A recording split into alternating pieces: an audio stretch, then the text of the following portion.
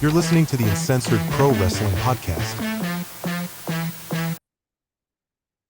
What is up, everybody? You are checking out the Uncensored Pro Wrestling Podcast. I'm your host, the one half of the current WWE pay-per-view champions, the Hot Commodity, and C, joined by the other half of the WWE champions, my own Hot Commodity. And today we are covering WWE Monday Night Raw from May 6, 2024, live in Hartford, Connecticut, which Connecticut is our home state.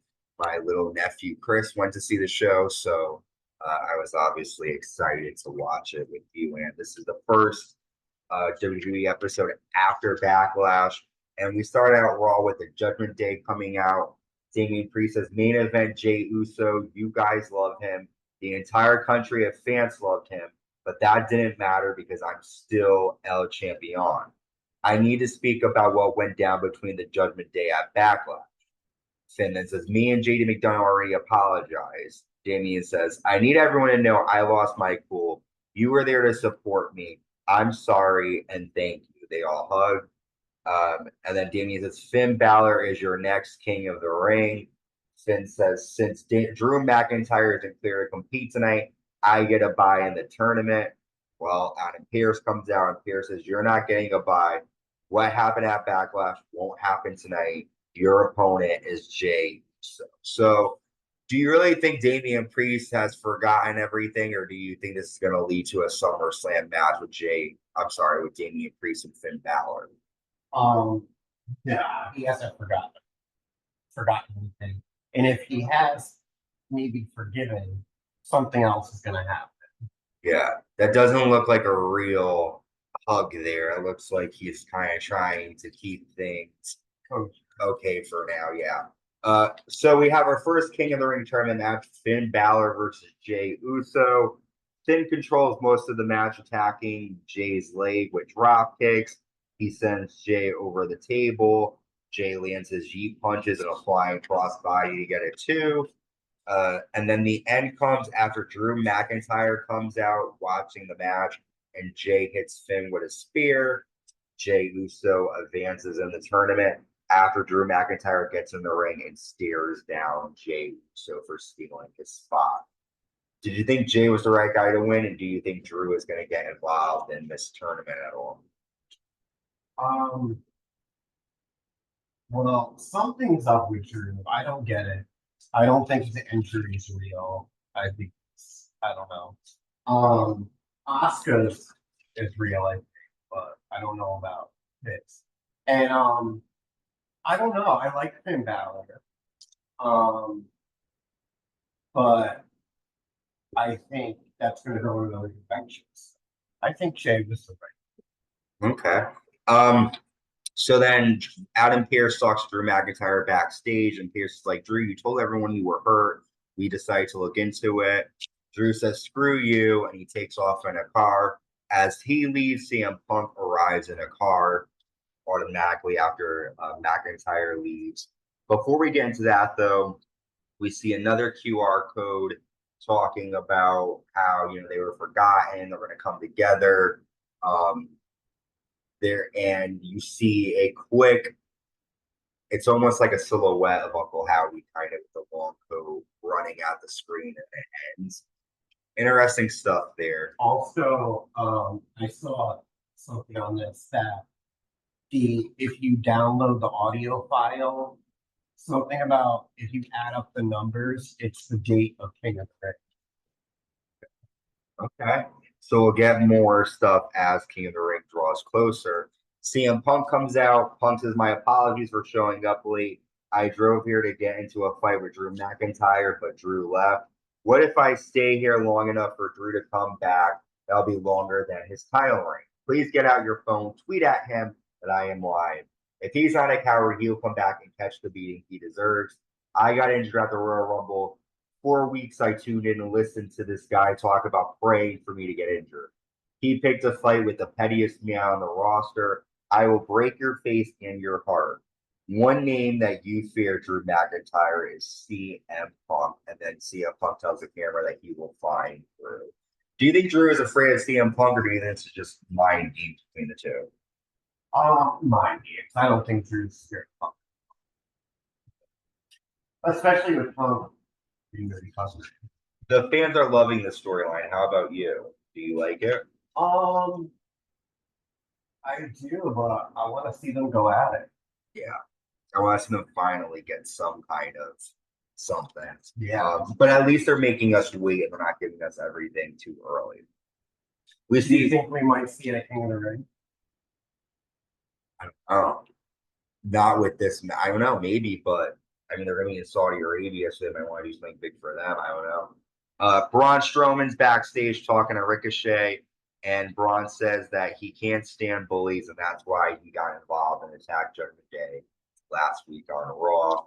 Obviously, Braun Strowman, that means that he's probably going to be coming at Damian Priest sooner than later. We got our first Queen of the Ring tournament match, Iyo Sky with Damage Control taking on Natalya. Natalya starts with a leg lock, and Iyo lands a springboard drop kick. Natalya hits a Michinoku driver. Iyo lands a stop, and then Natalya hits a sit-out power bomb. Iyo hits a double knee in the corner, and then Iyo lands the over the moonsault to get the victory over Natalya. Iyo advances at the tournament. After Dakota Kai grabs the mic, Dakota Kai says, 2 years ago, we took out Becky Lynch on Raw. I will stand in for Asuka, who got injured. Becky will be back to take everything again. So Dakota Kai will take on Lyra Valkyria backstage. I know you're a big Natalya fan. I am too. But what do you think about Iyo advancing? It was good. She's Yeah. I'm a big Iyo Sky fan. They also said they were going after the act. Yeah, Jade and Bianca. We'll see. Next, we have another King of the Ring first round match, and I think this is the best match of the night. Ilija Draganuv and Ricochet. Awesome. Back and forth action. Ricochet lands a standing moonsault. Ilija nails 2 Germans and a hard German suplex on the floor. Being Ilija lands a coast to coast. Ricochet hits a super Hurricane Rana. They both kick one another, and Ricochet hits a springboard moonsault to Ilija. Ilija hits an H-bomb and a code breaker to 2. And then finally, the end comes after Ilija lands a superplex and an H-bomb. Ilija Dragunov advances in the tournament. He shakes hands with Ricochet. However, after all, Ricochet was seen talking shit, saying that things need to change. So we're probably going to get a heel Ricochet sooner rather than later. But we both said this is a great match. What do you think of Ilija advancing? I love seeing him on Raw. I think that was a great draft pick. Mm-hmm. It was like one of the best draft picks. And it's cool. I like him. I agree. I'm excited to see what Ilja's going to bring to Raw. Then you got another Queen of the Ring tournament match, Ivy Nile versus Zoey Stark. Zoey gets the win after a Z360, and she advances in the tournament. I like Zoey Stark. I like her better than Ivy Nile. She has a bit more personality, I guess. Yeah. All right. Some like mid-card people have to advance in it too. Yeah. Nobody's been doing stuff in the next season. Mm-hmm. We see the Miz and R-Truth, the World Tag Team Champions, backstage. R-Truth wants to fight the Huskies, thinking that they're a wrestler, but they're actually a basketball team for Connecticut. Funny stuff there from R-Truth, basic stuff. Braun Breaker's upset that he's not in the King of the Ring tournament, and he wants to talk to Adam Pearce about it. We then see Judgment Day backstage, and Damian Priest tells them that they will have to deal with Braun Strowman next week.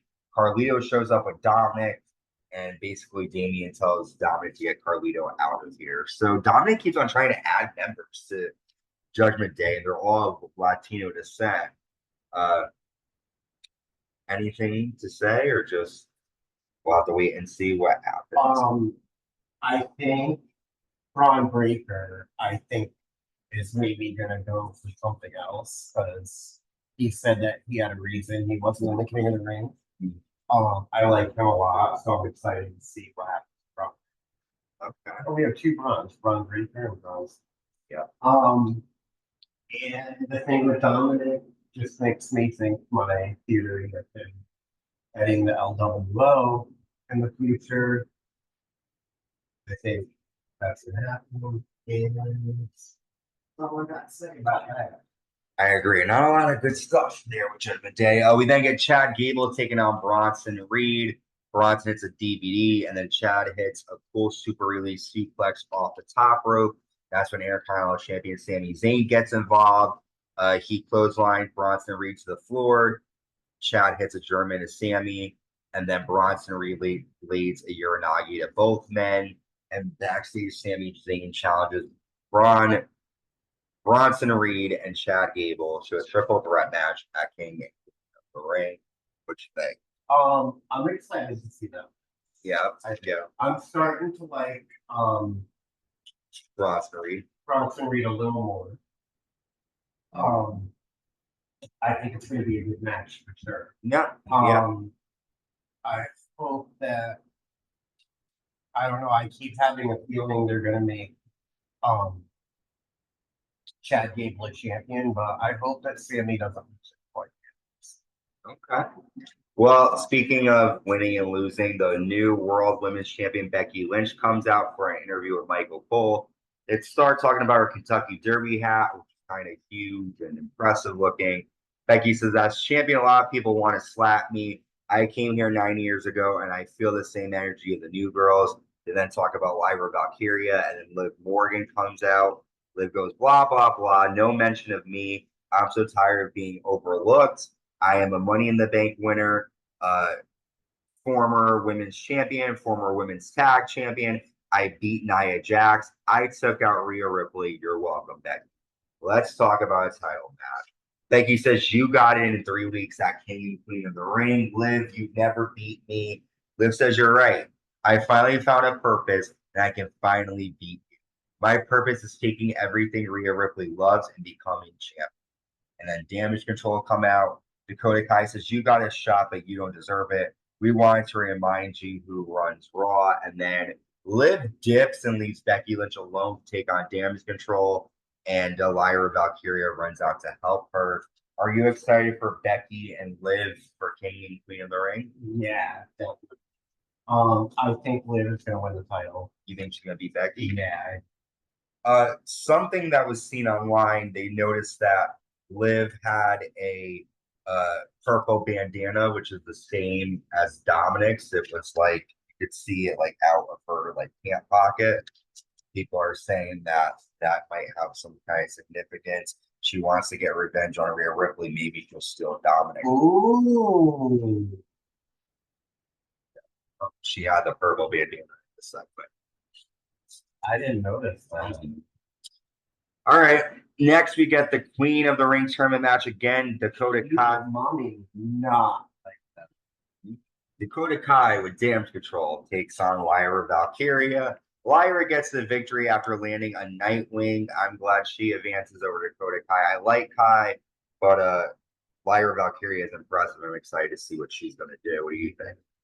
You like Lyra? Yeah. She's cool.